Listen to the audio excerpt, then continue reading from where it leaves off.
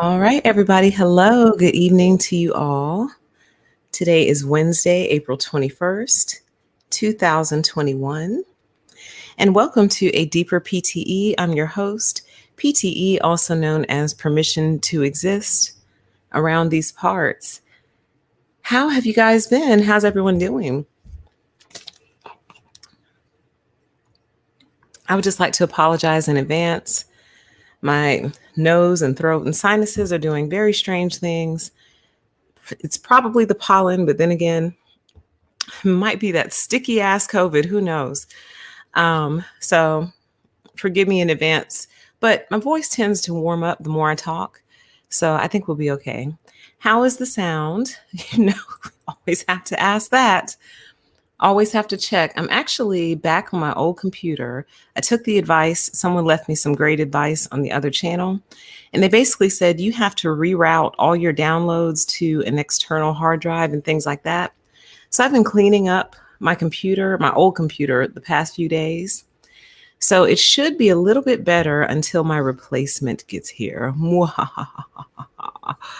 Yes, I decided to take advantage of Apple's trade-in program because y'all, I called Apple. I know this is not related at all to what we're talking about this evening, but I just like to update you guys. I called Apple, had a very long conversation with them, and me buying this Air was so stupid, y'all. They didn't say that. Those are not the words that they used. It's just the words that are true. It was so dumb for what I was trying to accomplish. But y'all, I just didn't know.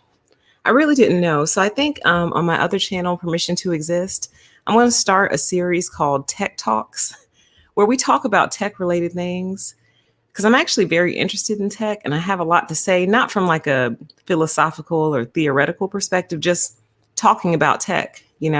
So I think I'll go into detail over there over why it was such a stupid decision for me to buy an Air. So dumb.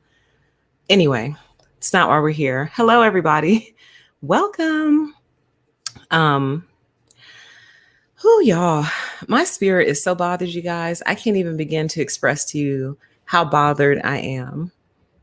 So I know some of you may have been looking for me yesterday to see if I was going to go live regarding like the trial results and things like that. And I actually intended to, but I ended up doing a school assignment and completing it on accident because I thought it was due last night, and it was. But our professor gave us more time because of everything that's going on in society. And I literally sat there and finished the whole thing. And then like an hour before it was due, she sent the email that she gave us like 4 more days. And I was mad, but at the same time, I was like, oh, is this what it feels like to like be prepared and be done with things ahead of time? I feel uncomfortable, but I think I like this. Because at least it's done now. I don't have to worry about it. Like it's completely done. Like I am the master of hammering out an assignment in 4 hours, like a whole paper, whatever, 4 hours done.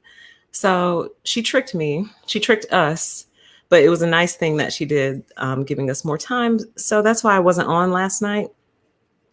But I think even if I had come on, or even if I hadn't accidentally done my assignment, I don't think I would have come on yesterday, y'all, because I still don't quite have the words for what I want to say, but I'm so bothered. I figured I would just come on here and just talk. And sometimes it just comes to me. So we're going to get into really the topic of the trial results. But what I'm feeling is more than that, y'all. So notice we're on A Deeper PTE and not Permission to Exist. So if we were going to be talking about like police brutality, racism, things like that, I would have done all that on Permission to Exist. Notice we're over here. We're over here for a reason. And I'm going to, excuse me, do my best to articulate that reason to you guys.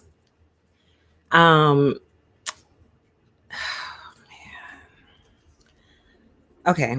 Excuse me. Let me just try. Let me just start. Okay. I made myself some little notes to attempt to get myself on track. Okay. So welcome to everybody in the chat. It's so good to have you. I feel like it's been a few days and I always miss talking with you guys. So first of all, in regard to the trial outcome, Obviously, I'm very happy. I'm really surprised, you guys. I'm actually kind of shocked. Like, I was so scared. I was like, they're not going to convict this man. I really didn't think they were going to. I had zero faith that they were going to secure a conviction. So I'm actually really, really happy that I was wrong about that, because I was scared, y'all. I was like, if they don't convict, I was concerned about what would happen if they didn't convict him. But I'm also equally as concerned at the fact that they didn't and what that means. But that's actually kind of a different conversation. Sorry, I'm trying to do two things at once because I want to change what y'all are looking at to what I actually feel inside. So let's do that. Here we go. Boom. All right, that'll pop up in a second. But so I'm very happy with the trial outcome. I actually went back and rewatched the whole video from that day, the day of the incident. I think it was Memorial Day when all that happened, right? Last year or the year before. And I was really glad that he got convicted, primarily because it was a very depraved thing to do. Just circumstantially quite depraved. You know what I mean? This person, like, even if you thought he's just acting out and just having a temper tantrum, I'm going to stay right here. Even if that's what you thought, when he stopped moving, things should have changed for you. Here we go. There we are. That's what I wanted to display. Now, why won't the other part go away? Or maybe y'all can't see that. As soon as he stopped moving, things should have changed for you, but they didn't. He stayed right there, as we all saw, right? So I'm glad he got convicted off that. It was depraved.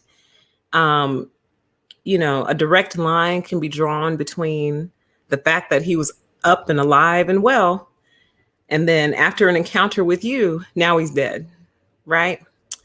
And just how very, like, just a heartless, weird thing to do. And I think that's why we're over here today. There's something, y'all, I'm so bothered, you guys. I can't even describe it, y'all. Something is going on. Something very strange and unusual is happening. Okay. So I've expressed how I feel about the trial outcome. I'm happy. I'm surprised because I really thought, like, we rarely see this type of thing happen. So, you know, it's surprising to see. I'm happy that it happened because it was very much the wrong thing to do, especially someone who has the position that you do, a position of authority and responsibility. You know what I mean? Like, you should be the last person to engage in an act like that. Okay. So now let me tell you why we're here. Let me tell you why I've called you all here today. Y'all, I'm just going to just come right out and say it. I feel like we're being trolled at a high level. I feel like we are being played with, and I feel like we are being toyed with. And I'm going to do my best to express why I feel like that. Something is not right. I don't know if it was on this channel or my other one where I said, don't let these people get you riled up for the summertime. Do y'all remember me saying that? Does anyone listening right now recall me saying, don't let these people get you worked up for the summertime? Do you remember me saying that? Well, somewhere around here, I said that. And so now I'm going to, at the risk of, you know, upsetting people, I'm going to go out on a limb and just tell you guys what I've been feeling inside. Okay. And I've been feeling this for a very long time, and I don't like it. And I don't like what I'm seeing. And I don't fully understand the why behind it. I don't understand what the end goal is. I really don't. And that's always very important to me. Like, if someone is doing something on purpose, why are they doing it? What are they trying to achieve? What is the end goal here? What is checkmate? What does success look like? That is always an important question. So let me just say what I'm feeling. Oh, damn it, I forgot to record this. Let me just record it on my phone. I don't think I can run Camtasia at the same time anyway, not even on this computer. So that's all right, because I really don't have any visuals. So I will just record my audio. Boom, that's going. And then let me plug in my charger. Boom. Okay, great. So this video stands a high chance of getting taken down. So in the event that happens, I will have an audio backup recording. Okay? I'm not the first person to say this, and I'm not the first person to allude to this. As a matter of fact, quite a few people, YouTubers, content creators, whatever you want to call them, quite a few people have already been saying this for a very long time. And I'm not going to use their exact terminology because I do want to try to get this video to stay up. But I think I'm finally starting to see what they're trying to say, you guys. And what that is let me put it to you like this. Before I just outright say what I want to say, let me illustrate to you the pattern that I'm seeing. The pattern that I picked up on, okay? The pattern I picked up on is something happens, crime related, policing related, an event occurs. The event is publicized, okay? Then after the event is publicized, there is outrage. Following the outrage, different sides are taken. Now, after phase 1 happens, phase 2 is a second piece of information is released later, like a week later, 2 weeks later, sometimes a month later, different angle, different camera shot, security footage from across the street gets released later that offers a different perspective. Okay.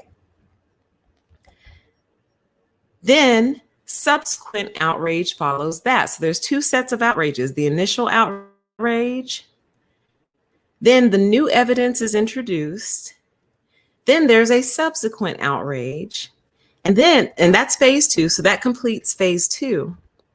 And then phase 3 is the permanent division that results as a result of phase 1 and phase 2. And then phase 4 is repeat. Phase 3, and then I'm just I already have notes, but I'm just kind of fortifying them here. So just to recap, the pattern that I'm picking up on, you guys, that seems to be quite intentional is something happens, an event occurs, crime related, policing related, or something of that nature. It is publicized. After it is publicized, it sparks outrage, okay? People go ahead and take their sides. Then, after that, a new piece of evidence is released that offers a different perspective. Evidence that would have been really helpful when this whole thing first happened and when the whole thing first came out. But it's almost like it's intentionally held back, because if you were only going off of the initial evidence, well, of course, it would generate a certain reaction out of you. Then a week or 2 later, new evidence comes out, it's publicized, and it creates a new outrage. That completes phase 2. Phase 3 is when everyone divides out and simmers into their different camps, essentially. Their different sides. I agree with you, I disagree with you. You know what I mean? And then phase 4 is repeat. Now, here's the key, the secret sauce to this whole entire thing. The secret sauce is it's designed around principles that are being violated. And typically, not in every case and not in every circumstance, but typically, both sides are right. Typically, the principle that they're arguing about, they're both correct. And that's what creates the endless cycle, you guys. When people are arguing and they're both right, it creates an endless argument. Okay. So I don't know if I've lost you guys or where we at. Somebody let me know in the chat what you guys think so far and if I'm even making sense. Okay. So with that said, with this pattern that I've identified, event, reaction, new evidence, new reaction, permanent division, wash, rinse, repeat, and center it all around a set of principles in which really both people are correct. You're 100% correct. So with that said, you guys, let me just express what's on my heart and on my soul. I feel like we are being played with, y'all. Something doesn't feel right. There's something I really want to say and need to say, but I just can't. I don't think society is ready. And again, I'm not the first person to actually say this, but I also want this channel to stay up. I'll just say it like this. Something doesn't feel real.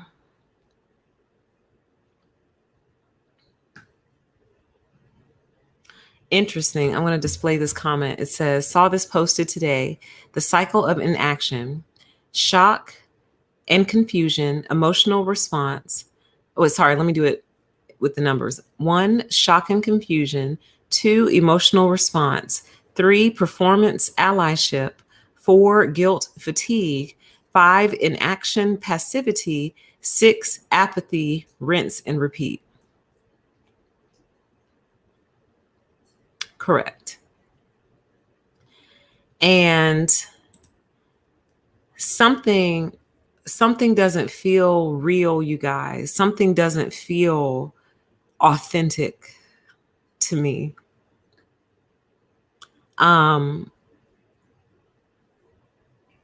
Something feels performative. Something feels artificial to me.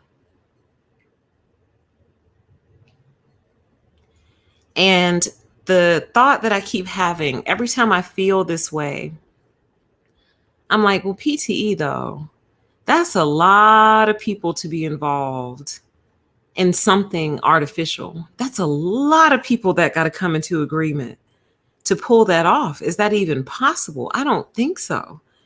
Like, you can't have fake employees, can you? Like, you can't have like a fake firefighter or a fake cop or a fake victim, could you? You can't. It's not possible, is it? So again, I'd like to remind you all we're on a deeper PTE. If you're like, this is getting kind of weird, you're on a deeper PTE. Remember that. But y'all, I don't like it, you guys. So let me tell you a few other things that are bothering me, kind of contributing to this. Okay. And here, let me just pull up Safari on my side. I'm not going to share the screen. I just want to make sure I get the names correct. So do you guys remember, this all happened in like the past 2 weeks. It's been a very, very busy 2 weeks. Let's see.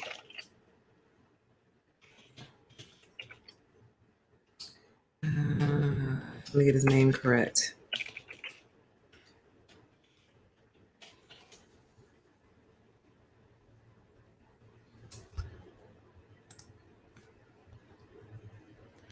Okay. Actually, I am going to go ahead and display this because it actually speaks to my point a little bit. So let's see here. Share screen. Yes, this is what I want. Okay. You guys should be seeing my screen right now. I think you are. Let me know if you can't, but you should be able to see my screen right now. But oh God, I think I just closed the whole story. Why do they have it set up like that? Go back. There we go. Pause. So do y'all remember this story from a few weeks ago, like a week and a half ago? It says NAACP calls to end qualified immunity in Virginia after police pepper sprayed Black and Latino Army officer. Oh, you can't see it? Oh, weird. Hold on, let me try again. Let me stop the screen. Share screen. Let's see. This one. How about now? Can you see it now?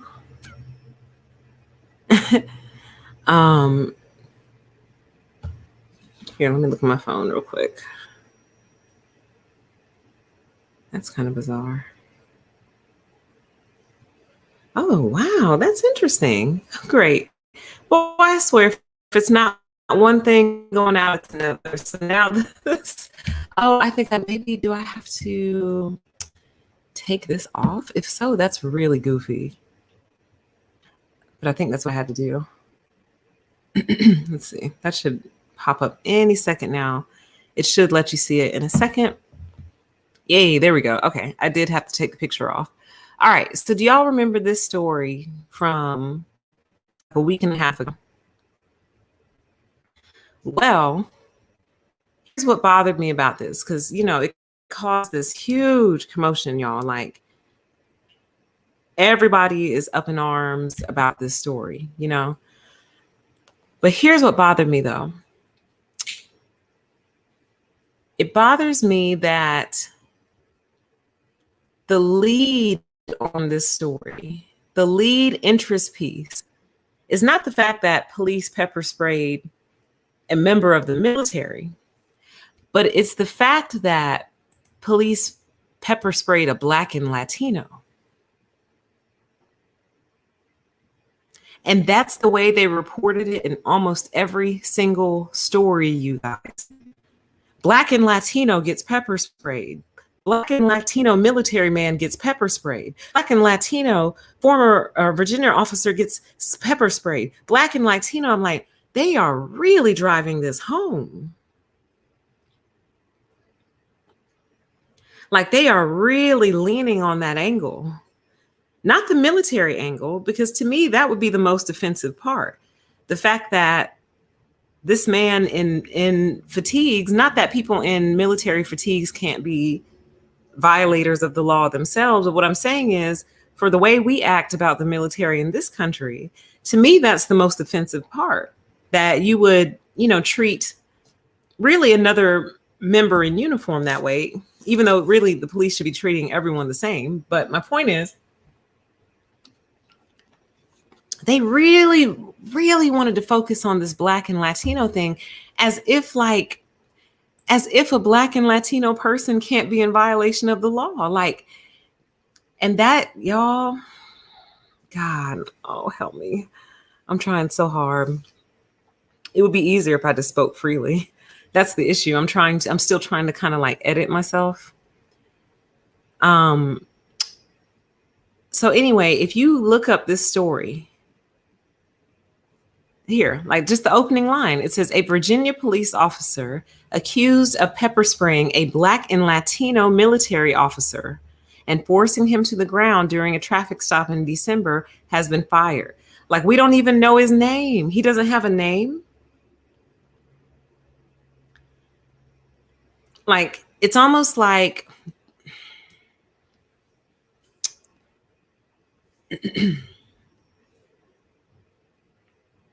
like that's the most important thing about him. The fact that he's Black and Latino is the most important thing about him. And I don't like this, you guys.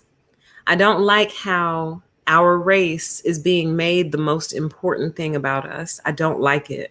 And for anyone who's unaware, it looks like I have my regulars. Hello, my regulars, my day ones in the chat. But if anyone is just listening and you're unfamiliar with me or this channel, I am a Black woman myself. Okay. So, and I'm telling you, as a Black woman, I don't like this. I don't like my race being made the most important thing about me.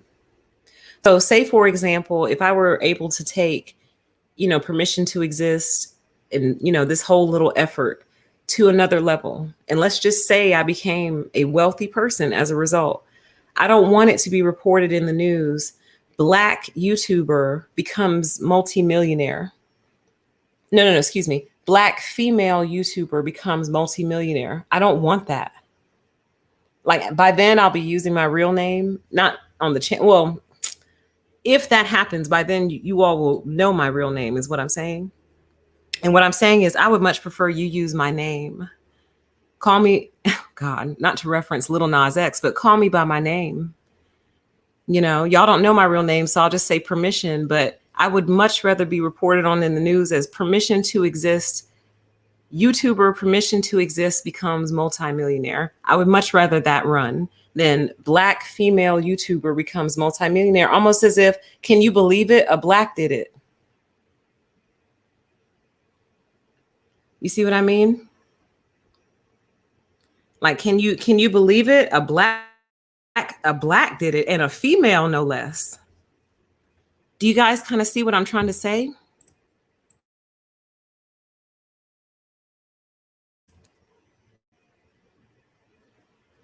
Like, I don't like this. I don't like it. Like, I don't, it makes me uncomfortable because to me, well, first of all, in regard to this news story, like if you guys just, well, let me see if I can just run a quick Google search so I can show you guys how frequently they led with the race, with his race. And it's almost like, can you believe it?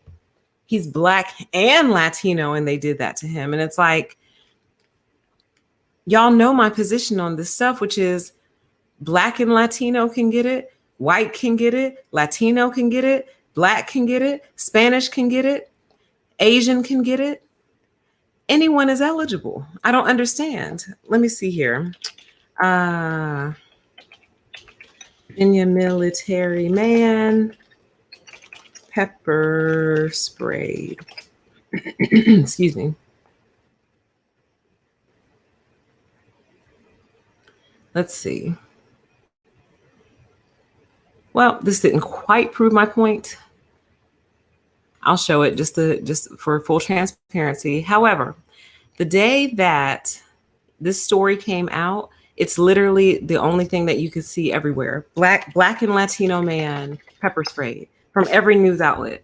Let's try it differently. Let's see. I just want to see. I should have taken a screenshot, but I wasn't thinking. Excuse me. Well, here's one. Black Army officer pepper sprayed by police. Top Army soldier, Black lieutenant pepper sprayed by police. And my whole thing is just simply, why is the qualifier so important? Like, Black people live here and white people and every other race represented in the world lives in America. So to me, it's a secondary, if not non-issue. Do you see what I mean? Right, exactly. Like the comment on the screen says like, wow, we can't believe a woman ran for president. Here we thought sandwich making skills could only get you husbands, but here she is killing it. Exactly. Like, I don't want, and I hate to say this. I really do, but I have to tell the truth when it is the truth. You know, the right wing often says that the left wing is more racist than they are, right? Now, we know that they love to deflect and they love to deny history and things of that nature. These are facts. But when it comes to this, I almost kind of see what they're trying to say, you guys. It's like we constantly lead with this race thing. And it's like, here are the questions you need to start asking yourself to start seeing what I'm saying, which is, so what does Black do that's so different that makes it like incredible? Like when a Black woman becomes a millionaire or does something special, like, did the Blackness contribute to it in some way? You see? And that's why I always say when we end up in the conversations on the other channel about police and police brutality and things like that, is that it's not that I don't agree with you. The issue it's not provable, it's not tangible. So when you are trying to say reform policing on the basis of race, you're not going to get anywhere because you cannot prove, unless they confess to it themselves, you cannot prove someone did something because they are racist. Yes, we can prove probably preconceived notions and biases. We can draw correlations, but correlation is not causation, y'all. And I think I'm starting to get to it. I think I'm finally understanding even what I'm trying to say. We are building an entire argument, an entire case around a correlation and not a causation. And that is the problem. Because what you're going to do is start putting these people in catch 22s, which is essentially the cop arrives on a scene, cop got called out, somebody called him. Keep that in mind too, also, you guys. Most of the time, somebody called them. Yeah, a lot of times they're patrolling the area and they just happen to see something. But a lot of times somebody called them. You called me. You called me. You called me out here to come help you because you have a situation you can't handle. And somehow, through all of that, the person you called ends up being the bad guy. Now, don't get me wrong. I'm not pro-police, but I have to explain at least my positioning. And most of you already know this, though, about me. But I would just like to restate it for the record. I used to be a teacher, y'all. And in many ways, teachers are cops.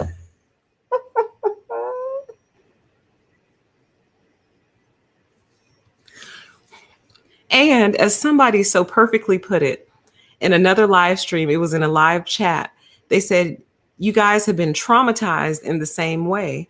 And I have never heard it put more perfectly. Teachers and cops kind of operate out of the same mindset. You understand? Cops keep law and order in the streets. Teachers keep law and order in the classroom. Cops represent an authority figure. Teachers represent an authority figure. Cops administer consequences. Teachers administer consequences and rewards. Cops don't really, go around passing out lollipops. How else are they similar? Consequences and rewards, authority, law and order in the little vicinity that they're in. Oh, and in many ways, trying to lead whoever it is that we have that authority over, trying to lead them to a better state, to a better place, trying to get their mindset to a better place. So with that understanding, the comment says, I want a t-shirt that says teachers are cops. We are, like, in many ways we are. You know what I mean? Like, it's our job to, God, it's so similar. I can't even begin to explain to you how similar it is. So you have to understand the very unique outlook I have on all of this. You know what I mean? Like, if it, for example, perfect example, class is going on, class has started. Little Johnny in the back won't stop talking and say, hey, little Johnny, class has started. Pay attention, okay? I keep trying to teach. Little Johnny keeps going. Hey, Johnny, you didn't hear me the first time? Class has started. You can continue your conversation in a minute. I go back, try to teach. Little Johnny just continues to defy me and disrespect me and continue his conversation even though I've started class. So now one of several things is going to happen to little Johnny. He's either going to get put out the classroom, he's going to get written up on a referral, depending on what type of mood I'm in that day, or what the school's policies and procedures are. Or if he, becomes belligerent and defiant and disrespectful, I'm going to call the school resource officer and or security to come physically remove Johnny. That's what it is, you guys. That's what it is. Like, I'm trying to understand what it is exactly society wants here. Um, because I so relate to being the bad guy when all I was trying to do was, number one, what my actual job is, but number two, the right thing, like trying to guide this person and use whatever little influence I have to shape them into a citizen that will be successful in the world. This might be their only shot. So let me do my part in trying to mold them into productive, healthy citizens. You see what I mean? And somehow becoming the villain through all that. Like, I'll never forget the day my principal asked me, well, what are you doing to make them want to bring in their homework? And my answer was assigning Fs when they don't. And that was not acceptable to him. He wanted me to make it fun. And I said, well, sir, we have fun in our class. You've sat in on my classes. We have a lot of fun. And he was like, yeah, but you need to make them want to bring their homework in. I said, but aren't we trying to teach them accountability and responsibility? I said, I'm not hiding it from them. The date is on the board, and I forgot how I had like two ways of doing it. I had it on the board and somewhere else, like it's in their little class write up, not really a syllabus because you don't have syllabus in middle schools, but you guys know what I'm talking about. It's on their lesson plan. Like it's no secret, I'm happy to help. I'm happy to tutor. I make myself available for tutoring. When I see that they're struggling, I check in with them. Like I do absolutely everything I'm supposed to do as a teacher to make sure that I'm not messing something up. You know what I mean? Like assigning homework, but then not telling them what pages, or not telling them what day it's due. Like I'm holding down my end of the bargain. They're not holding down theirs, but I needed to make it fun for them. I needed to inspire them to bring their homework in. And y'all, that mindset is largely the reason that I quit teaching. Public school, that is. Because I couldn't take it. Like I couldn't handle getting called a bitch in front of the whole class, sending that student out of my classroom, and then 30 minutes later having them knock on the door saying the office sent me back. And I'm like, why? Today is through for you. Today's a wash for you. You're not welcome back in here. And they said they had too many students in the office. And so the lack of respect, the lack of accountability, the lack of a lesson being taught or a lesson being learned, I couldn't handle it. Like I was like, I can't do this. I'm not going to be cussed out, disrespected, and all this, and then I have no authority in my own classroom. Because what eventually happens is the students become the authority figures in the classroom because they start to know we're untouchable.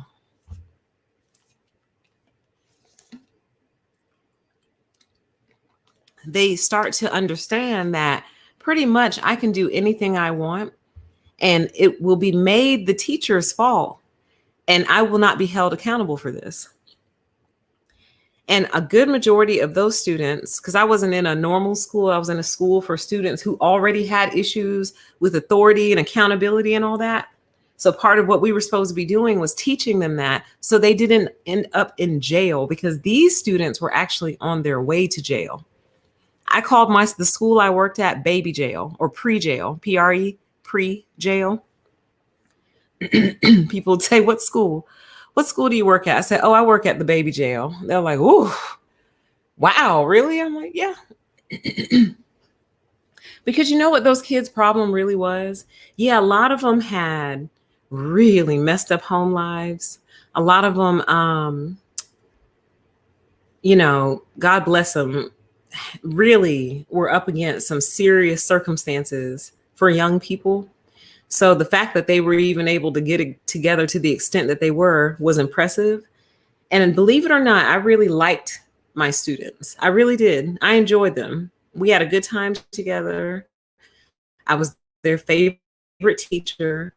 I had to hide from them, as I've told you guys before. They loved me. You know what I mean? But I also did not play with them. And I don't know at what point in time I realized that what these kids need more than anything else is somebody to get in that ass and give them real structure, real discipline. Somebody who will tell them, no, you crossed the line this time. No, you cannot come back in here. Find somewhere else to go. Go to gym. See if they'll take you in. No, you can't come back in here. No. Hello, hi, welcome to class. And let's see here. Yep, here's your F. You got a problem with that? Let's see, I told you 5 different times about this assignment. I've informed you. I gave it to you in writing. I told you verbally. No, I didn't play with them. I really didn't. I had strong boundaries. You know what I mean? Strong classroom rules, but they weren't burdensome rules. You know what I mean? Like a lot of times they like to come in there, what I call undressed. I was like, would y'all please put on your clothes before you come in here? Like they would be coming from gym, untucked, shirt open. I say, put that up. Button your shirt, tuck it in, but buckle your belt. That's not cute. Like mean, like sometimes I would be so mean to them, y'all, but not malicious though. Not malicious, just straight up, real, honest. And they couldn't get enough. Like I was like the first day I really put my foot down, I was like, well, that's it. They're going to hate me now. And it was uncomfortable. Like it was really uncomfortable the rest of the day. I remember that. But then them kids wouldn't leave me alone, you guys. They wouldn't leave me alone. Some of them still stalk me to this day. They found me on Facebook and I refused to accept their friend request. And I know that sounds really, really, really mean, but I just don't want, these are just relationships that I didn't plan on continuing for life. I just didn't. I didn't want that permanent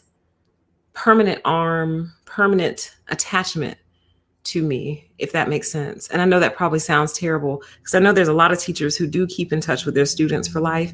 Honey, I don't have the time of day because all it would become is a highly, highly dependent relationship, especially now that most of them are adults. But anyway, I digress. My point is, you guys, wow, I took a really long tour off that pathway that in many ways I relate to the mission, if that makes sense. So I stand in a very unique place on these issues. Now, back to the overall point of this live stream, which is, I feel weird about all of this, y'all. This isn't right. Something is not right. And I'm just going to attempt to speak freely here. I've said this before, and I've said that the reason I don't touch on this issue very often is because we don't like to have the whole conversation. We only like to have one half of the conversation and not the whole. And until we are willing to have the whole conversation, we're not going to get anywhere. And what concerns me, and I think one of the reasons I'm feeling so weird is you all do realize we're just going to be doing this every single year until this whole project stops, right? You do get that, right? Every year it's going to be a new march. Every year it's going to be a new cause. Every year it's going to be a new hashtag. Every year it's going to be a new trial, new posters, new t-shirts. Every year, guys, it's not going to stop. It's not. I need you to know that. Like, I need you to internalize that. This is never going to end. And not because the police won't stop, but because we won't stop either. Can't stop, won't stop. And y'all know this, man, because everybody who was drawn to my initial channel, Permission to Exist, was drawn to it because you've been affected by a narcissist of some kind. So we know that narcissists exist in our society. So why would we ever imagine that they would stop doing narcissistic things, including taking things to the limit until they are stopped? Why would we ever assume that?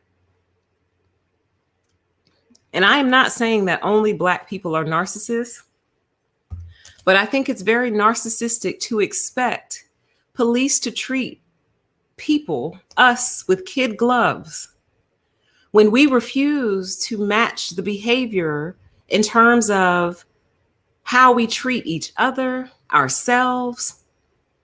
Like, no, George Floyd did not deserve to die. No, I don't even think his behavior leading up to it called for Derek Chauvin's response. That was unnecessary. The man was handcuffed. He was already on the ground. Let him lay there and have a temper tantrum. Let him shake it off. You know what I'm saying? But you don't let him shake it off with your knee in his neck. Like, that's ridiculous. So I'm not talking about George Floyd, but for example, the teenager who just got killed, and see, this is what I mean, y'all, by the artificial, the whole taser. Oh, I thought it was my taser gun situation. Like, come on, guys. Come on, man. Come on. Like, it's like I'm trying to talk about two different things at once. I'm trying to express how I feel about something feels very off and artificial about all of this, but then I'm also trying to talk about the issue itself. So I apologize if they're crisscrossing and blending, but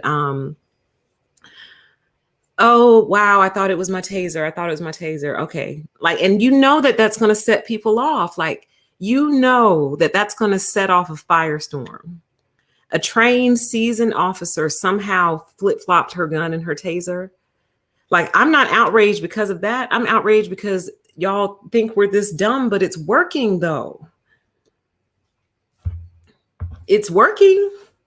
I'm not buying it. I'm sorry. I'm starting to get into the realness. I'm not buying it, y'all. I don't believe this stuff, you guys. Something about it doesn't feel right to me. How the camera is perfectly there. And yes, I know that they have body cams now, and body cams are a requirement, but then I have to ask myself the question, this young man, is it Dante Wright? He's old enough to have seen everything that's going on in our society right now. He's not 10, you know what I mean? And you thought it would be a good idea to run from the police right now in a society like this, in times like these. That's what's making this whole thing feel like nobody could be this stupid, you guys. I'm sorry. Like, I know people get scared. I know people get afraid. I know people maybe have other things going on. They don't want to get caught. They don't want to go to jail. I know people run, but it just doesn't make sense that he would do that, you guys. I'm sorry. It just doesn't to me. It doesn't. But anyway, again, I feel like I'm talking about two different things. But what I'm saying is I refuse to have this conversation until we can have the whole conversation. Are the police wrong 9 times out of 10? Yeah, a lot of times they get it wrong often. Do the police make decisions based on race? Probably. Could I say that with certainty? No, because you can never prove that unless they confess it. You can draw a correlation, but correlation is not causation. But we're not going to talk about the behavior that often gets the police called in the first place. We're not going to talk about that, y'all. We're not allowed to. Why not? And I know this makes me sound like a right winger, but I promise you guys I'm not, because the right wing doesn't want to acknowledge the historical components that led up to many of the situational and circumstantial environments that produce a lot of people that interact with the police. For example, when you redline the hell out of a certain race and you silo them into certain areas, then you cut off their funding for schools, cut off their funding for, services and everything else that other neighborhoods get. That's not going to produce healthy humans. It's not. And that's what the right wing doesn't want to talk about. So I assure you, I'm not a right winger. I promise you that. Like I said before, if Candace Owens and I got into a conversation, it would end up in an all-out screaming match, probably, with her doing all the screaming. Because there are so many philosophical and principle issues that I do not align with them with. But I do recognize that this sounds like a right-wing conversation. And it's unfair because it's like they like to capitalize on the parts where they're right, but they refuse to acknowledge the parts where they're wrong. But anyway, that's a different conversation. What I'm saying is, why do we have dentists? We have dentists because people have issues with their teeth. Why do we have firefighters? We have firefighters because sometimes things go up in flames. Why do we have, let's see. What else? What else? What's another good one, y'all? Why do we have hairstylists and barbers? Because people need their haircut. Well, then why do we have police?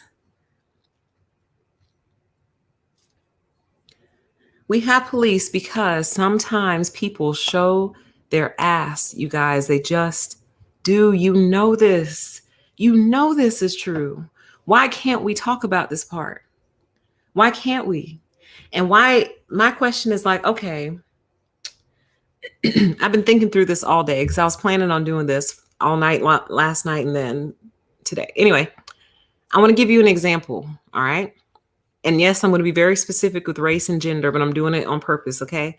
So let's say there's a woman, she's a single mother, a black woman, single mother, home alone with her 2 kids, right?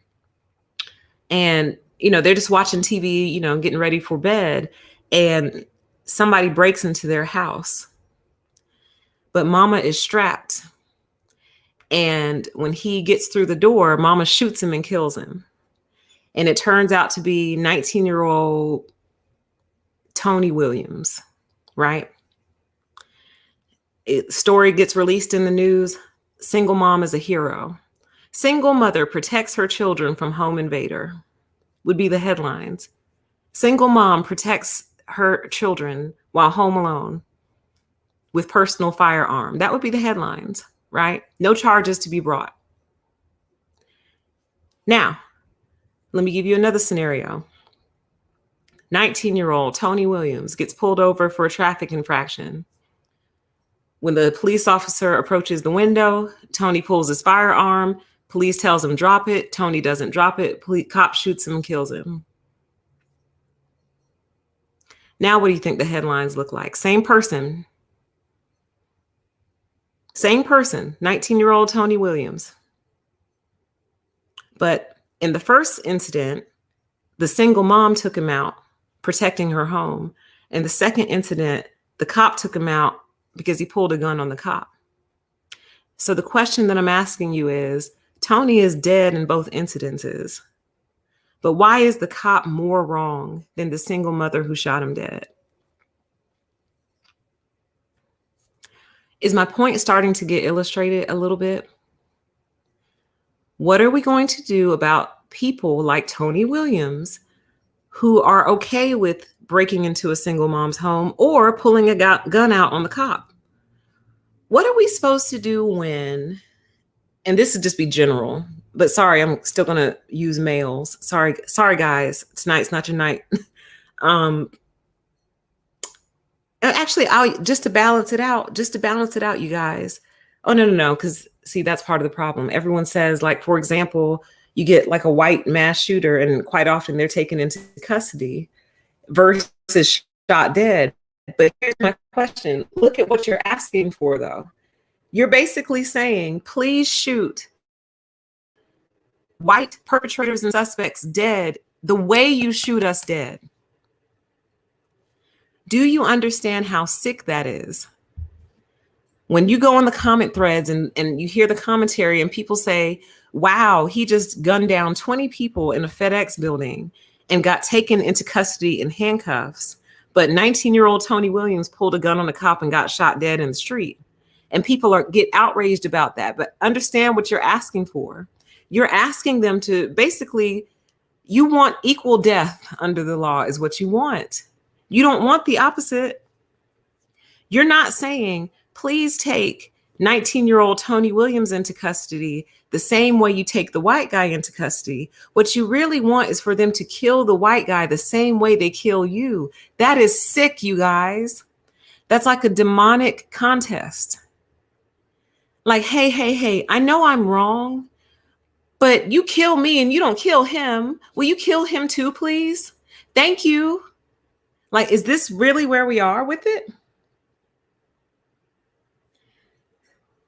Like, are we not going to acknowledge that there are some people in our society who are very dangerous, you guys? We're not going to acknowledge that there are dangerous people. For example, and I plan on doing this on Permission to Exist. It's going to be another installment in the You Must Believe in the Boogeyman series.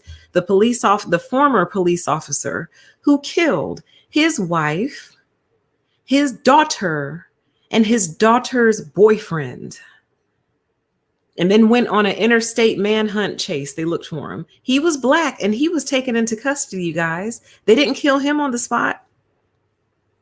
So the illogical nature of the argument also is not fair, because it's basically saying that every time the police interact with the black person, that person gets shot dead. And it's not true.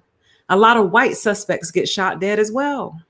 So what exactly are we asking for here? I think we're asking for two things. I think we're asking for equal death under the law. So gun down the white suspects the same way you gun down us, which is incredibly sick. And I think we're also asking for the police to simply leave criminals alone, or excuse me, leave suspects alone, because you're not a criminal until you are convicted. So I think what we're simply saying is, could you please just leave suspects alone? Leave them alone. It's like, but he just killed 5 people.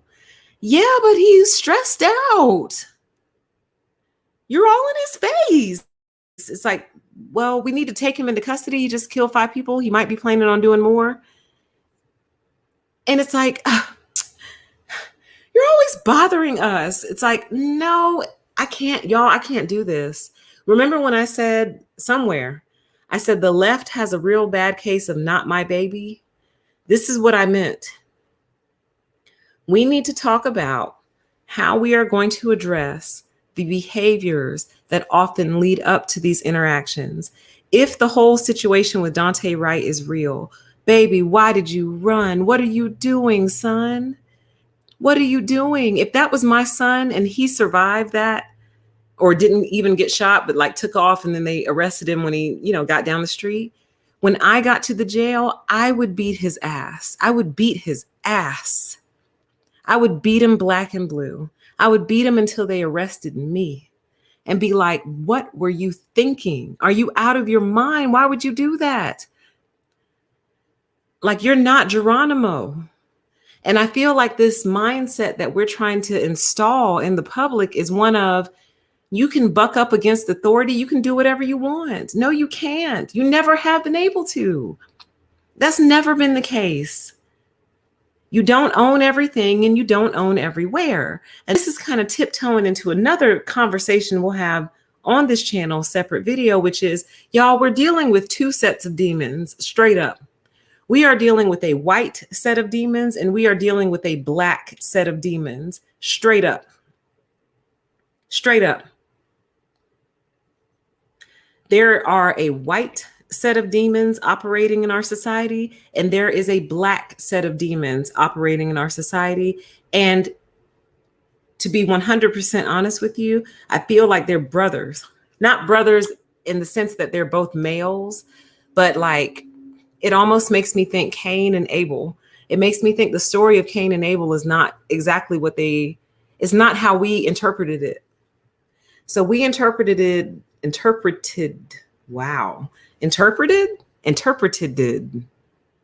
to go with interpreted. We interpreted the story of Cain and Abel as the story of 2 brothers, one who was good and one who was evil. And the evil one killed the good one. Then the evil one got sent out into the world to roam around and all this and that, so forth and so on. Y'all, I think there might be a different take on that story. I don't think it's true. I think they were both evil. I think both of them were evil. Can't prove it. I would need to do my research. Again, if you're on this channel, none of the stuff is based in fact. We're truly, purely opinion and speculation over here. All right. But that's what I think, y'all. And I think that's what that story is trying to tell us. Both of these brothers were evil. They both were. And what we're dealing with, because wasn't one of them the red hairy one that was red and hairy all over? No, that was Esau. Esau's red and hairy all over. Listen, there's a Bible story somewhere with the 2 babies in the womb and they were fighting. What is that, y'all? Please help me out. With the 2 babies, and then it says that the one will bruise the head, but he'll wound your heel. Y'all help me out with that. I think I'm mixing it up. Maybe it's not Cain and Abel. It's this other one with the two babies that were wrestling. It was Jacob and Esau. Thank you. Okay. Thank you. Jacob and Esau. I'm sorry, not Cain and Abel, you guys. I feel like we are dealing with Jacob and Esau. And what the devil did was basically make it look like the other one is at fault. No, it's you. No, it's you. No, it's you. No, it's you. It's you. It's you. It's you. It's you. It's you. It's both of y'all. We are dealing with white demons and black demons who both suffer from the same mental illness, which would be called narcissism, really. But primarily, that mental illness is the belief that they own everything and they own everywhere. Now, it just translates differently. Your black demons operate and present in a different way than your white demons do, but they are running off of the same operating system, you guys. And I'm going to prove that to you one day. I am going to prove that to you one day. Like, it is the exact same operating system. So it's like, for example, and hear me out. God, I need a whiteboard. This is what I need. What I'm really trying to say to you there are 4 groups of people in our society. And to all my other races of listeners, it's not to your exclusion. It's just that here in America, we are dealing primarily with issues between black people and white people. So I'm not trying to exclude Latino, Asian, Indian, and everyone else. I'm really not, but the battle is between these two. And it's very spiritual. And here's why. What I'm trying to say to you is there are essentially 4 groups of people that we are dealing with in our society: white demons and white angels, black demons and black angels. That's what we're dealing with, you guys. That is the war. Okay. And it's very, very hard to see. And it's clouded under layers of political and social stuff and like, who you with, claim your set, rep your set, what state you live in, what region, what coast you're on. It's all very clouded, but I see it, you guys. I see it crystal clear. There are 4 groups of people: white demons and white angels, black demons and black angels.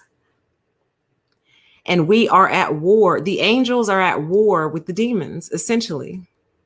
But it's hard to see because what you don't realize is that both groups have angels in them also.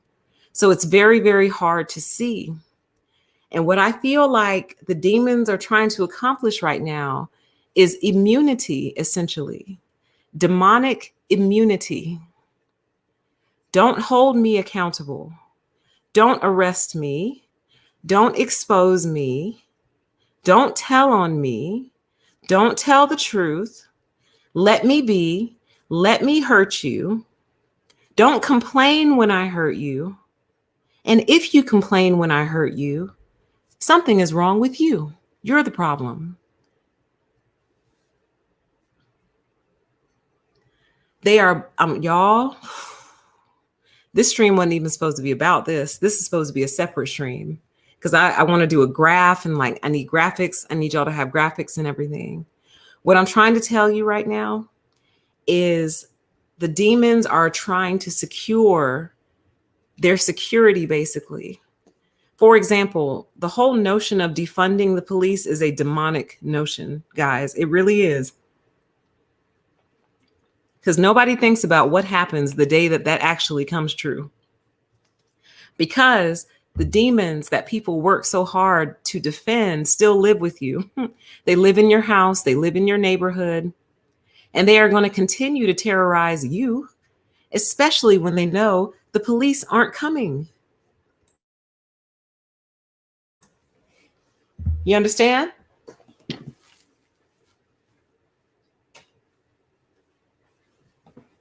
Imagine the day when they know the police aren't coming because we got rid of them all. Finally. Imagine that day. That's a scary day, guys. That's frightening to me. The day that the demons know the cops aren't coming to help. So, let's see here. What I'm trying to say to you is I feel like, well, I've already kind of laid it all out. We covered the pattern that I've identified. Um, I've told you guys how this whole process is just going to keep going. Now we got two new ones to march about. Dante Wright and this 15-year-old girl who, if you see the video, y'all, like what was this man supposed to do, y'all? You have to see the video. I'm serious. And all I can think is what if that was me in the pink jumpsuit? What if that was my mother in the pink jumpsuit? You know, what if? What was this man supposed to do? So we're going to be marching and crying and arguing about her for the next year and a half. There's another one I feel like we got on deck to march and cry and stomp about. And I'm tired, y'all. First of all, we cannot become satellite attorneys. Like, I strongly believe in justice. And I strongly believe in fighting for the cause. That's all we've been doing on this channel for the past 4 or 5 years. But what I'm saying is, y'all, a lot of this is routine police work that is being elevated, exaggerated, and magnified to produce a very unique result, to produce a very intentional result. What result that is, I'm not sure. I think they're trying to get something started. But like I've said before somewhere, honey, no one's going to get anything started. We all have bills and we're all trying to recover from freaking COVID, man. No one has time to go engage in elevated fisticuffs when you got bills due, when you got to go to work tomorrow. You know what I'm saying? So if y'all really want to get it popping, you need to institute UBI, because then people have time to go play fisticuffs because they're not quite as worried about money. Okay. But they're not going to do that. Like, you can't stress out your populace and expect them to engage in certain activities that I can't say because I'll get in trouble. But anyway, what I'm trying to say is, y'all, we're not satellite attorneys. Okay. This happens all the time. There's cases everywhere, and every single case is not unjustified, y'all. It's simply not. I'm sorry. It's simply not. Now, can we find some new strategies? Sure, but you tell me what you would do in half a second, split second. And I'm referring to the 15-year-old girl now is what I'm talking about. The case of Dante Wright, that one doesn't sit right with me either. I just find it all too strange. Spirit just keeps saying artificial. But what I'm saying is, are we going to go, like, are we just going to like be police chasers now? Is this what we do? And also, I want to say this, and I think this might round out my thoughts a little bit, which is, there is more to healing the Black community than fixing police work. And I actually find it quite insulting and quite demeaning that the sum total of our fight is how we are treated at the hands of police. That's not all that we are. It's almost like saying every Black person is guaranteed to interact with the cops because, you know, that's how they are. So we want to make sure when they do, the cops treat them well. Like, no, like, I don't want criminal justice to be our legacy, you guys. Really think about that. Like, really think about that, y'all. Reforming criminal justice is our legacy. It's not that I'm saying that it's not important. What I'm saying is, isn't there more to us? Isn't there more? Like, isn't there more? Isn't there a little girl living somewhere with a dream to go to college that she may never be able to achieve because of the environment she's in? Can't we like make our mission getting her to college, you know? Can't we make our mission fulfilling more dreams? Can't we make our mission pulling more people out of poverty and poverty style situations? Can't we make our mission like more home ownership for the Black community? Because I guarantee you, when you have more Black home owners, you'll see a massive reduction in the different social ills that plague us. You will, because if you have a neighborhood of renters, they don't really feel committed to that land. It's not theirs. Why would they? Now, listen, I take care of wherever I live because that's just how I am. But I understand the logic. This isn't my house. It never will be. I'll never own it in spite of all the money that I paid into it. This isn't my yard. None of this is mine. I'm just squatting here as a citizen of the United States of America. I'm just squatting here until I can no longer squat here and I got to go squat somewhere else. Oh, and I got to pay you to do it too. So if you want to reduce issues in the Black community, increase Black home ownership, Biden, I am not pleased with Biden, by the way, you guys. I'm not happy. I've been waiting, watching, just kind of waiting to see. I'm not happy. But we'll talk about that on a different stream. But Biden, you need to get it together, honey. This Joseph, I am not pleased. You acting like you don't know what's going on. You act like you don't know the definition of direct route, taking the most direct route, quickest way to any place is a straight line. Stop with all the games and the nonsense. Joseph, okay? But Joseph and Kamala, I haven't forgot about you either, girl. The fastest way to cure the Black community is to increase home ownership. Can you imagine how much that would change the Black community overnight? If 50% of the Black community became homeowners, own the property that they live in, own the property that they're paying money on every single month. You see what I mean? It might keep a lot of people out of the streets because you're inside your house that you own. It's yours. You know what I mean? Don't get me started, you guys. Y'all know how I feel about this kind of stuff. You know how I feel. So anyway, what I'm saying, though, is can we make that our legacy and not the reformation of criminal justice? Because believe me, it's not that I don't believe in justice. I strongly do. But what I would actually like to see is a reduced need for jails. A reduced need. Because there's a need. Like I've expressed many times on my other channel, most criminals are free, honey. Most criminals are roaming around free. Need to be in jail. Need to be arrested. So what I'm saying is, how can we reduce the actual need for jails and make it to where police are only really needed for like game day events, natural disasters, traffic control, traffic flow. And that would be a cop's job. Hey, a cat is up a tree. Okay, let's see if we can get the cat out of the tree. You know what I mean? Hey, my car is stuck in a ditch. Okay, well, I'll come, direct traffic around you and let's see if we can get you a tow truck.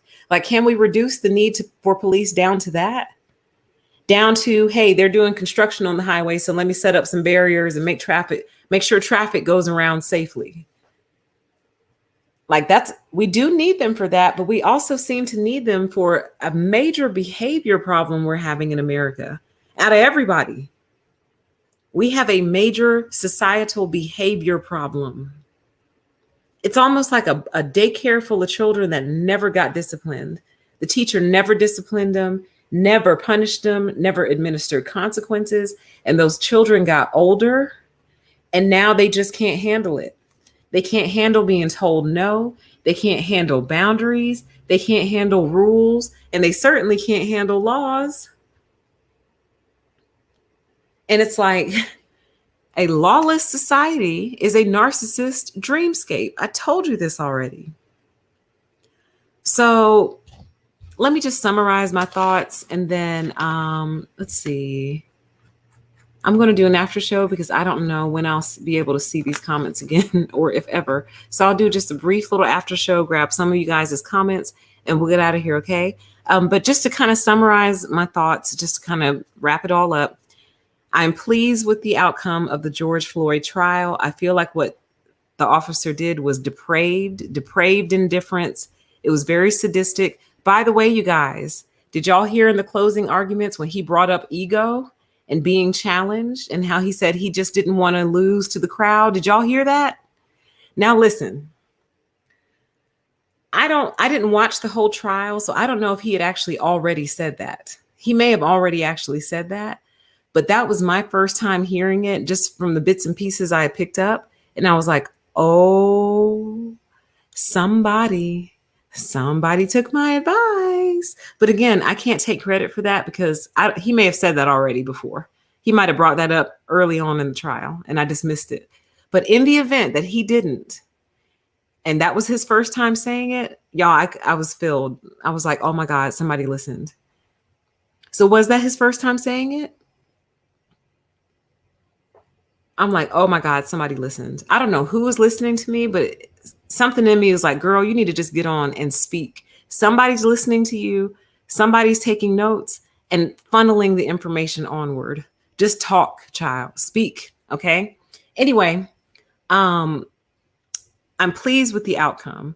I think what the officer did was wrong. It was sick. It was weird, especially like the whole hands in the pockets. Because to me, if you're restraining somebody, even if that person is handcuffed, you know, people find superhuman strength all the time, like sudden bursts of strength. Wouldn't you want your hands free so you could brace yourself or brace him in the event he lurches upward really quick and throws you off of him? Shouldn't you have your hands free and like not in your pockets just in case you fall? Like, y'all, this whole thing, it's weird. Something's not sitting right. But anyway, still happy nonetheless with the outcome. So that was the first thing I wanted to make sure I got out. The second thing that I wanted to make sure I got out was the simple fact that this whole thing feels weird to me.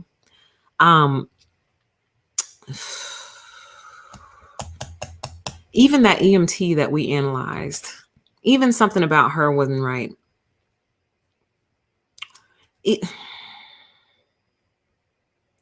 I just can't, y'all. Anyway, so there was that. The whole situation, all these situations are sitting weird with me, which made me think of that when I told you guys, don't let them work you up for the summer. Because it looks like they're just trying to get their summer protest going. You know what I mean? Got to get it, get it popping again. It's been a long winter. But anyway, so there's that. Then we talked about the pattern, which is, dang, and that other comment is gone. But essentially, an event happens, some event involving cops and robbers, crime suspects, whatever. Something happens. It's highly publicized. It causes outrage. Then some time passes, and they release another piece of information that puts a different spin on the entire story. The entire story, a new detail, new video footage. Something comes out later that would have been really useful initially. That gets released. Then it changes the whole narrative. Then there's new outrages. Then after that, everyone picks their permanent side and settles into their side on the issue. And the craziest thing about the whole thing is that typically they're both settled on a principle where they're both right. And that's how you keep the cycle going. Because if one person is clearly wrong, well, the argument ends. But if you're both right and you both have good points, the argument will never end. And that's exactly what's been happening. Then you wash, rinse, and repeat. And then I forgot what my final tangent was about because I just kind of went off. What was I talking about? Dang, I'll just have to listen on the playback. I don't remember what the back half of what I was just saying, y'all. So it must have been inspired for real, for real. So these are just some of the thoughts. Oh, okay. You know what? I'm glad you said that, Susan. Thank you. So it says the judge's comment about Maxine Waters made me nervous. Here's what I am kind of predicting might happen, you guys. I believe something might happen to where his trial gets declared like thrown out, or I don't think you can declare a mistrial after it's already happened. But like, for example, that situation with Maxine Waters, something like that happening, to overturn the verdict or to overturn something and basically send the country into a tailspin, which would be the exact intent. That would be the exact purpose of it. It's just a theory. It's just a theory that this is not quite as over as we think it might be. And if it's not, then it is the theater that I think that it might be also. So let's keep our eyes open for that. But with that, I just want to say, in the event that all of this is real and it's just so unbelievable that it feels artificial, It's sad, but it's never going to end. So until we're ready to have the full conversation about reducing the need for police in the first place, then it's never going to stop, you guys. I'm not saying the police are never wrong. They are often wrong. I think a lot of times they do make decisions out of biases and preconceived notions that you can't measure, though. So you can never prove that. But I also, from the perspective of essentially being a former cop in the form of a teacher, understand the very difficult position that they are put in on a daily basis. And always being the bad guy in spite of your best efforts. God, I relate to that. So this conversation that we're having is far from over. This is just me kind of clearing something in my spirit that's just, it is not sitting right. Not sitting right at all. Okay. So that's all I wanted to say. Let me just go through a few of your comments and we'll get out of here, y'all. Okay. I'll probably lose subs after this, and that's fine. And the people who leave are the people who want me to be like outraged and just constantly. No, I had one more thing to say. I'm glad I started talking about that. Just want you to be mad all the time. And it's like, see, look what they're doing. Look what they're doing to us. And here's how I feel, you guys. Like, I can't stand it. It's driving me crazy. It's literally driving me crazy because it's kind of like the way I feel about it is like this. Then why are we staying? Like, do we like it? Do we enjoy it? Like, are we enjoying this?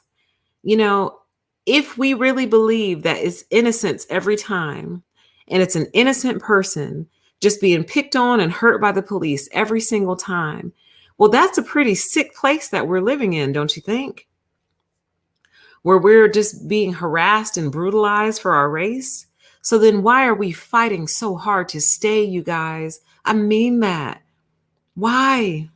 Why would we want to stay in a place if all of that is true? Do you see what I mean? Why would you want to live around people who hate us so much if it's all true? You see what I mean? It's like, that's insane to me. Like, it doesn't add up. It doesn't make sense. Like, by now we should have been working on our exit strategy. I mean that. We either find a way to make this thing work, or it's time for us to work on our exit strategy. One or the other. Like, I cannot take the daily, look what they did to this Black person. Look what they did to this Black man. Look what they did to this Black man.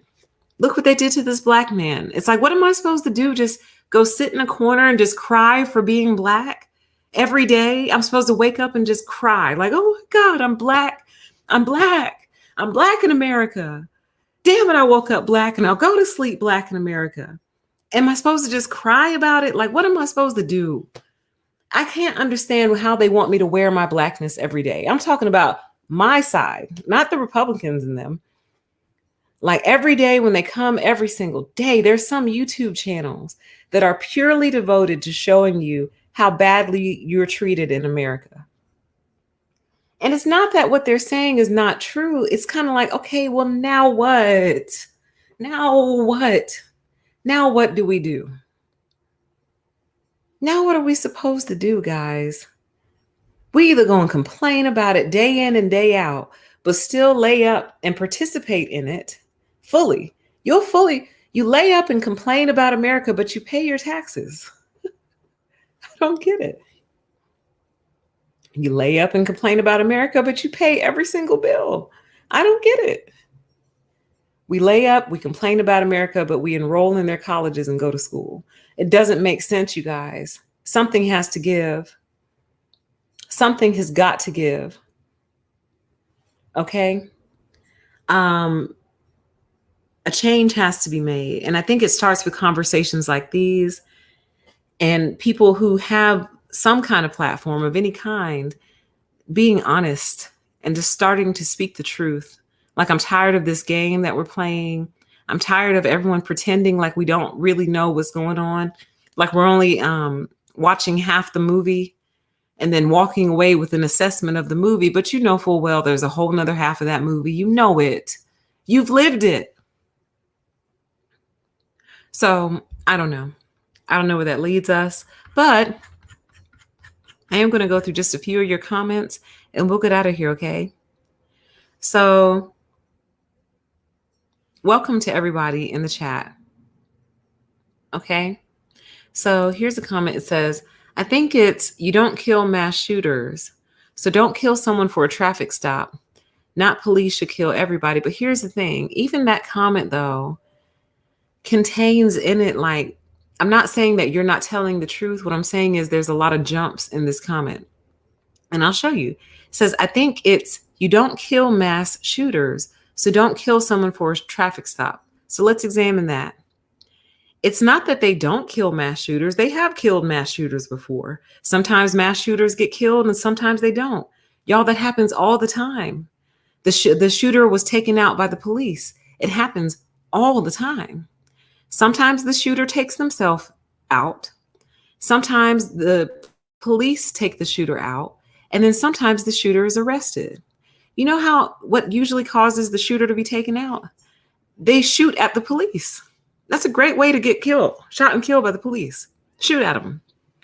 So, and then the other leap that's in this comment is, it says, so don't kill someone for a traffic stop. Police aren't killing people for traffic stops. Like that is not the leap. That's not the connection. Something happens. Like they didn't get pulled over for speeding and then get killed. Typically what happens is they got pulled over for speeding. When the cop approaches the window, they either brandish a firearm or won't put their hands up, or something happens to precipitate the events. Something happens to kickstart the chain of events. Like we know this, y'all. We have to stop. Like it's getting our kids killed. This pretending like we don't know that there are a chain of events leading up to these things. Your kids are dropping dead in the street as a result. We have to tell them the truth. We have to teach them the truth. It's not that the cops are right. The cops are often wrong. And what I would tell my son, is, if I had one, I would say, son, in that moment, it's not about you being right. In that moment, it's about you being calm, documenting as much as you possibly can, remembering as much as you can, so you can tell mom all about it so we can sue the shit out of them. But when you do something that makes it to where any jury will be like, well, why did he swing on the police? Why did he fight the police? Why did he hit the policeman in his jaw? Well, there goes our lawsuit, son. You remain calm. If you're able to document, if that means hitting record on your phone and just putting your phone on the dashboard, hit record on your phone, put it on your dashboard, but don't make movements without telling this man what you're about to do. Don't go digging in your bag to get your phone. Like you have to chill. In that moment, you are not the winner. In that moment, you are not the winner. Take the L and we will deal with it later. This is what we need to be teaching our children. But we don't want to have this conversation. People aren't getting killed for traffic stops. You got to stop making exaggerations like that. That's an exaggeration. That's a left-wing exaggeration too, by the way. Oh, we're just getting killed at traffic stops. Nah, there's lots of us out here who've gotten tickets and we're alive to tell the story. Come on, guys. We have to stop this. Let's see. All right. I'll reach out to Candace and see. Says, I would love to hear a conversation between you and Candace. You should consider it. I'm telling you, she and I would end up in an argument. It would start off very cordial. You know what I mean? But it would reach a point where I would be trying to get her to admit to certain things and she would just refuse. She would refuse. Let's see here. And she's guilty of the same thing. See, both sides are guilty of the same thing, which is making exaggerated leaps. You know what I mean? Like, oh God, it's so complicated. I'll have to analyze one of her videos one day to show you what I mean.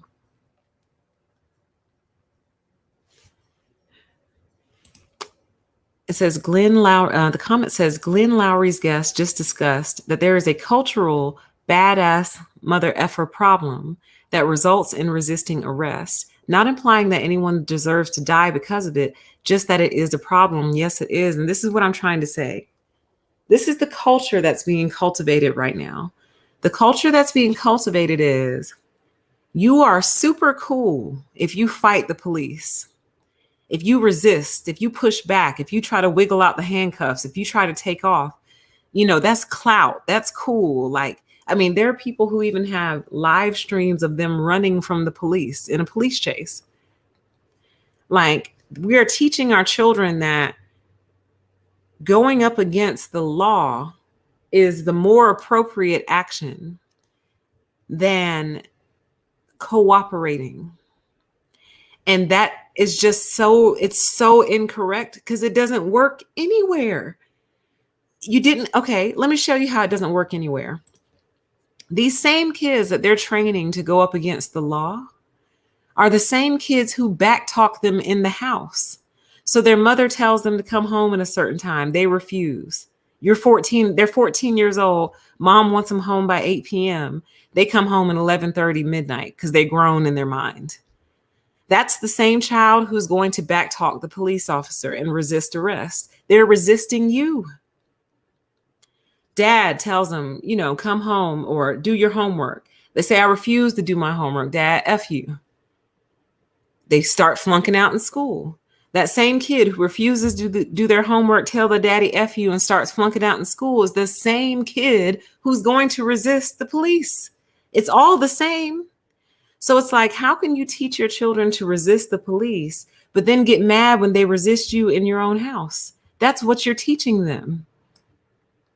You are teaching them to resist all authority, including you. It makes absolutely no sense. It's insane. It's almost like saying, listen to me, but don't listen to any other authority figure. It doesn't work like that. Their brains don't cross over the information like that. They just apply it to everything. It's like, oh, you're older than me. You look like you're an authority figure. I don't listen to authority figures. Isn't there an actual named personality disorder for that? Is it antisocial disorder? Or isn't there another one that deals specifically with authority? I forgot. I'm just scrolling through your comments here.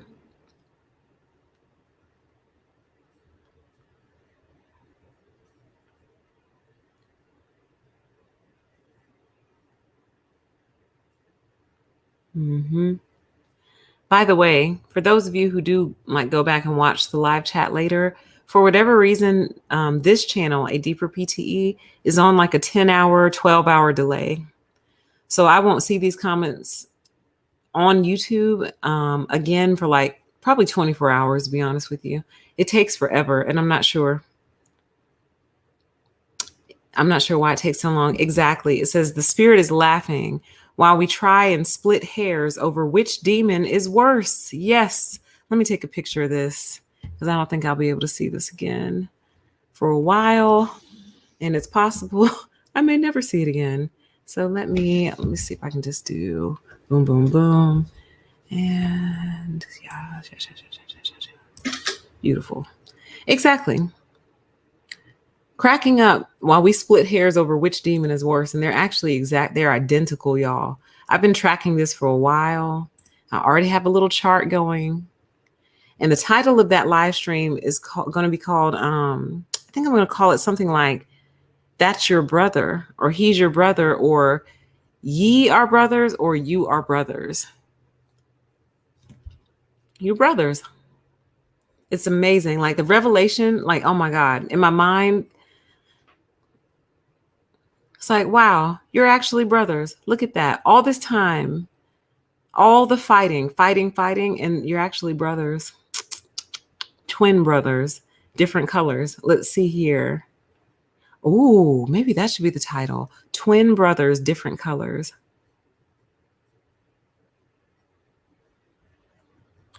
Yep, I'm not sure exactly what part of the show we were in, but I agree 100%. It says yes, and it's oh, how dare it's like, "Oh, how dare you punish me?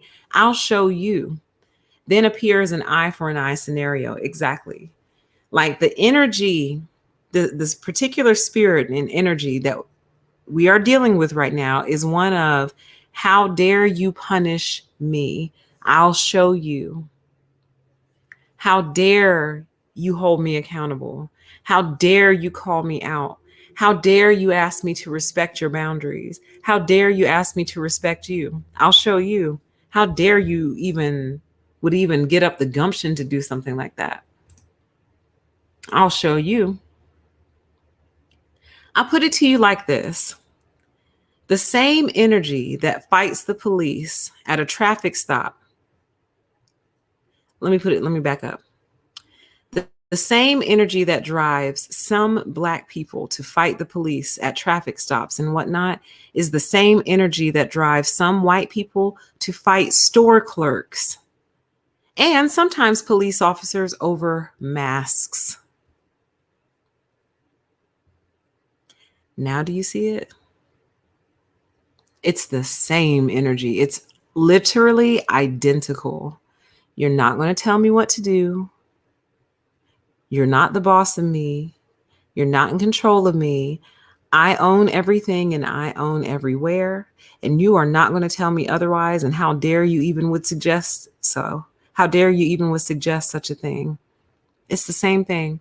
The same people fighting the cops in the street are the same people fighting the store clerks over masks in the stores. Same energy, I mean, is what I mean. It's the same energy. Yes, it says, I feel the demons are just waiting for that day, like they can't wait for it. Yes, lots of people have been talking about this too, you guys, how they're tired of hiding. Like, imagine if you had been causing all this high and low level chaos for years, right? Imagine you've been doing it and getting away with it, doing it and getting away with it, and nobody is seeing your hand. Eventually, you're going to get irritated and be like, all this hard work I put in and nobody even knows that it was me. Like, they want recognition. They want praise for what they've done. They want praise for all the different things that they've destroyed. You see what I mean? And if people don't know that it was them, they can never get their proper credit. They want recognition. Yeah, they're waiting for the day and they're trying to set up the world to kind of be more welcoming and accommodating to them. You see what I mean? Let's see here.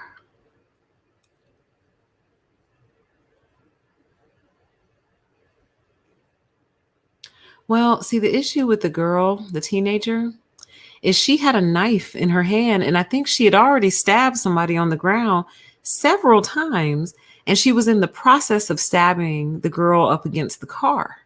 And I don't know if she made contact or not, but all of that happened in like less than 3 seconds, you guys. So I think what he was trying to do was prevent her from murdering the other girl that was up against the car. I don't think he had time for a taser. I don't know though. Like, we'll see. It'll all come out. But at the same time, like, the story they're giving around that one is the girls that were at the house were there to bully her and mess with her. But what boggles my mind is that the video I saw, she was off in the distance. She waited for the cop to get there to go attack the other two. What are you doing? The cop is here. Chill. Like, and her family was there apparently. Like, y'all aren't going to restrain this girl. You're not going to try to like control her and like keep her from killing these other two girls. Like, the cop is here. Chill. Drop it. He's here. You know what I mean? But it's like she waited for the cop to get on the scene and then charged at the one girl and then the other one. I just don't understand, y'all. I don't get it. I would beat my kids senseless in the jail. They would have to lock me up for child endangerment after I get through with my kids if they survive the incident. Like, what is wrong with you?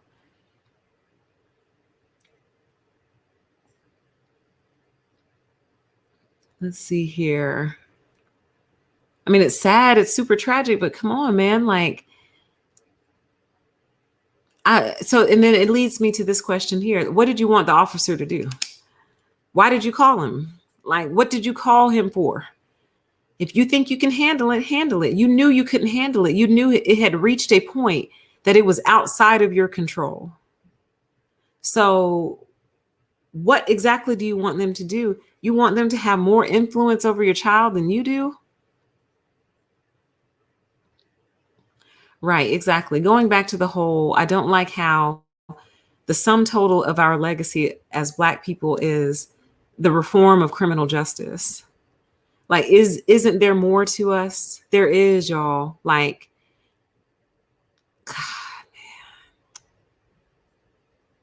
like I don't want people of other races to look at me when they. It's okay, puppy. It's okay, mama. It's okay. It's okay.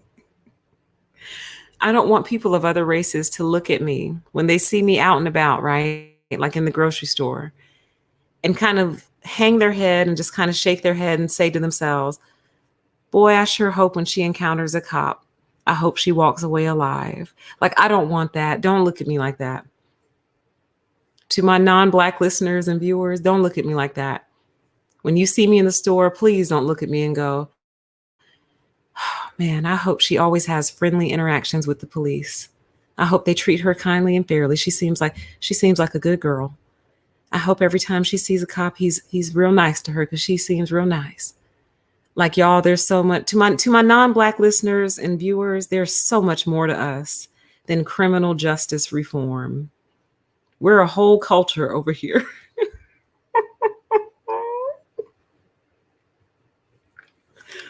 There's a whole culture over here that doesn't revolve around crime and criminal justice.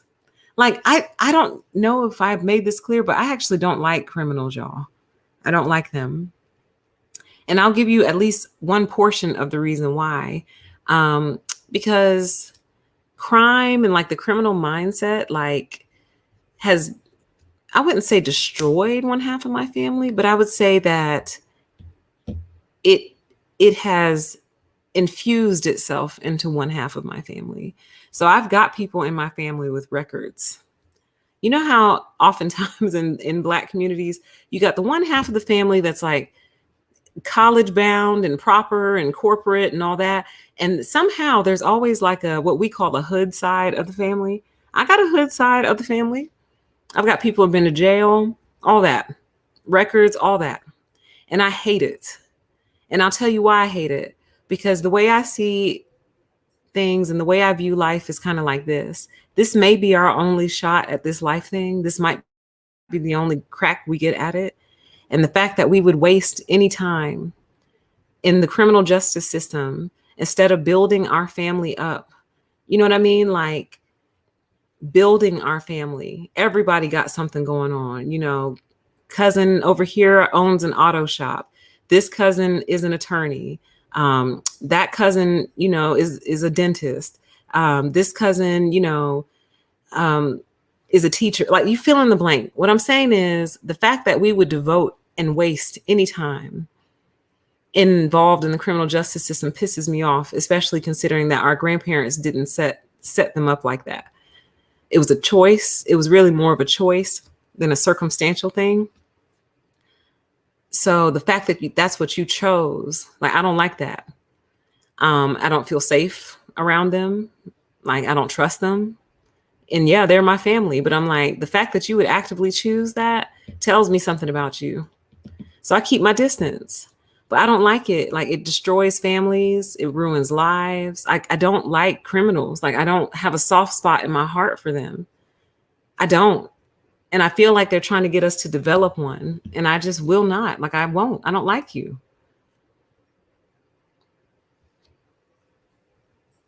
Like, I'm not going to open up a warm place in my heart, life, mind, and soul for you. I'm not. But yeah, there's so much more to us than this. This is not our legacy. We didn't overcome slavery to make our legacy criminal justice reform. I'm sorry. We just didn't, y'all. I refuse. I'm not bought in. I'm sorry.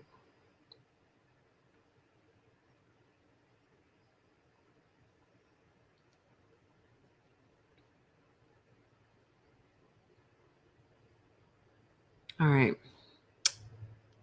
I I think we're pretty good. Now, see, and here's where I agree with you right here. So here's an aspect that I think does need to be changed. Privatized prisons, jails for profit. And here's the reason why, though. Because number one, excuse me, number one, when prisoners are profit, it's going to make people more prone to make arrests, put charges on people, and lock them up for any amount of time because every head that sits in your jail represents money, right? So I think that's wrong on a fundamental level, and that has to change.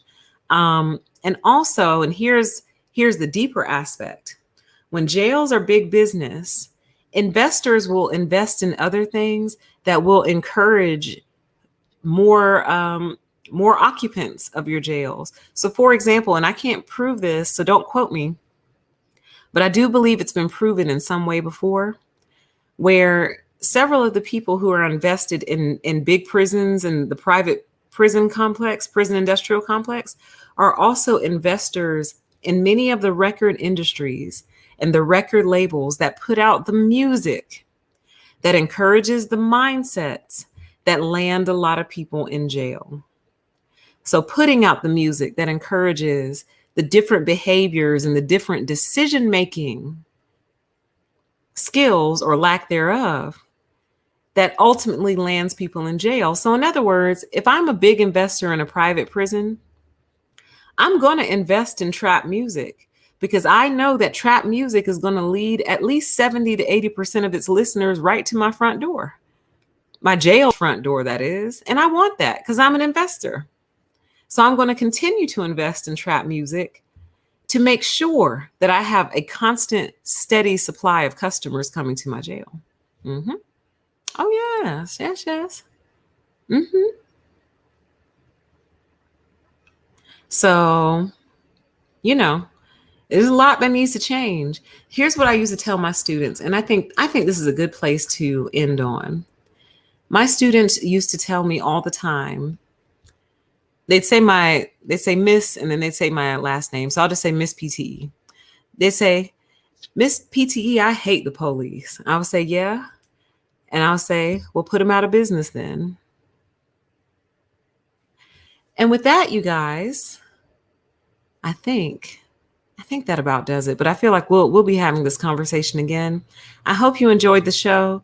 My spirit has been bothered all day and all night last night, and actually really for a while now. I do think I want to have another conversation about this sometime in the future. We'll talk again, and we'll do something a little bit more formal on PTE because I do have some questions, and that'll be more of a structured show. This was more me just kind of purging my soul with you guys. Okay. So with that, y'all, take care. Enjoy the rest of your evening. Try hard not to get caught up in all this, you guys. I know it's not easy, but I promise you there's more to come. So the ones that you're upset about today, just put them on a little list, honey, because either by the end of the week or next week, you will have another one to mourn about. You'll have another one to cry about and another one to march about. So just know that, in my opinion, all of this is being played up and overhyped to have a very specific effect. What effect that is, I'm not sure yet, but I'm going to keep working on that. And with that, y'all, take care. Thank you so much for coming to the show, and we will talk again very, very soon, okay? Bye.